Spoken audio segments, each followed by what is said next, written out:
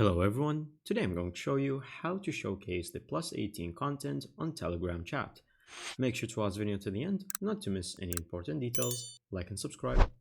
All you have to do is to open your Telegram either on your desktop or on your phone, same thing. And from here all you have to do is to go to the top left section where you can see the three dashes or the dots. Click on it, and now from here you're going to go down until you see the button that says settings. Click on it right here. Now once you click on settings, you can see this dashboard, and so it's going to be your phone number and details, but under that there's going to be a list, and one of them is going to be chat settings. Click on that. Once you click on chat settings, you can see this page. You're going to scroll all the way down until you see this option right here, sensitive content, show plus 18 content, and so from here you're going to press toggle. You're going to let it turn on.